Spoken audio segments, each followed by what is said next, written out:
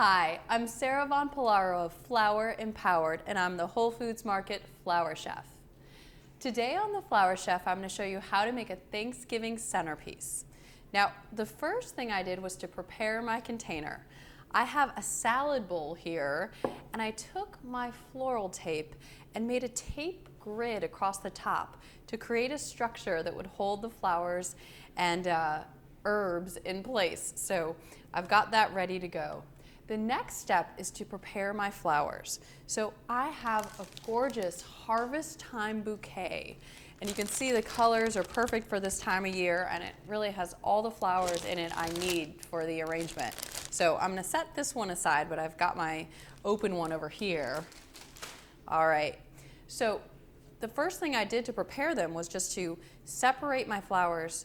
So I have all my roses here, I've got beautiful hypericum berries here, and then leucadendron safari sunset over here. So let me show you how to clean each one of these flowers.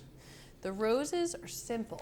You just want to remove all the greens, and you can either pull them off like this with your hands or take your clippers and trim them off.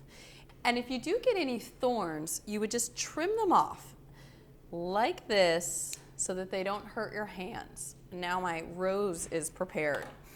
For my hypericum berries, I'm just going to pull off the greens, and that's about it. If there are any little, berries that don't look so good, I might pick them off, but otherwise these guys are prepped and ready to go. And then for the safari sunset, it's really fun. You just have to reach here and slide off those greens. They come right off, preparing them for your arrangement. So I'll set that to the side. Now, you can use greens in your arrangement, obviously, but I thought it would be fun for the holiday to use some of the things I'll be cooking with. So I have mustard greens, dill, and some dandelion greens as well, and I'm going to use them in place of my traditional sort of floral greenery to make a base for my arrangement. So let me pick up the mustard greens here, and you'll see they'll sort of flop right over, and they're staying put thanks to my tape grid right where I want them. And this is a great way to get sort of double duty from the herbs and other things you have lying around for the holiday, because you can put it in your arrangement and always reach in later and pluck off a piece or two for your cooking. And it smells really nice as well. So here's my dill, and I chose this because of the different textures.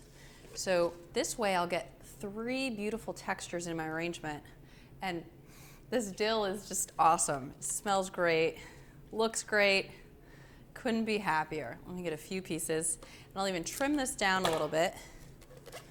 I'm filling out my base here. It's gonna hold my flowers right in place. All right, one more bit of dill. Now a few of my dandelion greens, and these guys are just perfect for their little spiky shape. I can put them in individually or as a group, and that's what I'm going to do right here, is just tuck in a few. So I love to say you can think outside the floral department, but don't go too far, and go check out the wonderful world of produce, because you've got all these beautiful things right there that'll help you make your Thanksgiving arrangement. Okay, dandelion greens are in, one more little bit here. And now it's time for flowers. So I'm gonna start with my hypericum berries first. Picking them up, I already cleaned them, trim them down, stick them right into the arrangement. And again, you're seeing that tape grid holding everything in place, which is so nice. It's one of my favorite tricks, is using the tape. And I think it's fun to use a salad bowl, but you could also use a soup tureen or any other sort of big bowl, or obviously a vase too that you have lying around your house for the holiday. All right, I've got all the berries in. Now I'm going to put in the Safari Sunset. So this is a gorgeous maroon color. Trim these up as a group. And you can hear them, I just let things fall on the ground. I don't really do any cleaning while I'm arranging. I think they're good. Oh, one more little trim here, actually. Get those in, start placing them into the arrangement. And you'll see I'm sort of going around in a little bit of a shape here. So I usually don't like to pay too much attention, but I kind of have a round look going on because I'm imagining this in the center of a big round table for the holiday. And now it's time for my roses. And I should have mentioned this before, but the great thing about the Harvest Time bouquet is it's all whole trade flowers, which are the kind that not only look good, but are really a great thing to support, and you can feel good about your purchase, which is always nice. It's my favorite type of flower to buy, where I've got roses going in, spreading the colors out any which way. I can always move them around later, so I don't like to think too much about it as I'm going. Here we go. Beautiful yellow. I think these are called Skyline roses, which really add a nice pop of color. Filling this out. And then I've got some Orange Unique. And I am giving most of the flowers a trim right before I put them in. And that's because the fresher the cut, the easier it is for water then to just go right up the stem. And it's important to use sharp blades when you're cutting flowers so that you don't fray the ends, which can inhibit the water from going inside. And these are my favorite clippers, which work really well for that because they're so sharp. All right, I've got all the flowers in, and now it's time for my produce, or more of my produce, I should say.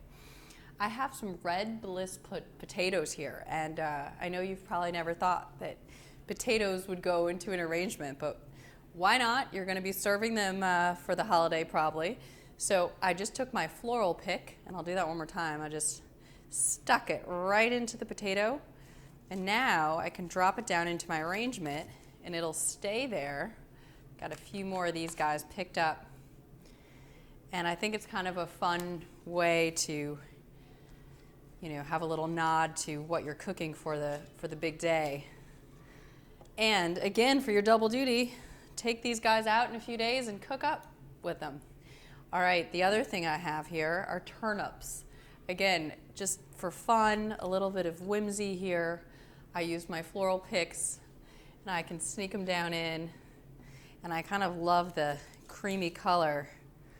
It's really making the arrangement come together. Got one more here. Let me get this turnip. And then my final fruit are these teeny Ladysmith apples. And these are just so sweet and a beautiful green color, the tinge of red. I'll just tuck them down. I've got one right here. And I think this will be a nice surprise for anyone coming over to see these fruits and veggies in the centerpiece. All right, let me get one more. And who knows, when I'm cooking, there might be something else I decide to pick in there, but anything will work if I like it. All right, last one. Get this one right down in there, and I think we are done. I hope you enjoy making a centerpiece for your Thanksgiving table. Thank you so much for watching The Flower Chef. Tune in next time for more tips, techniques, and tricks of the trade.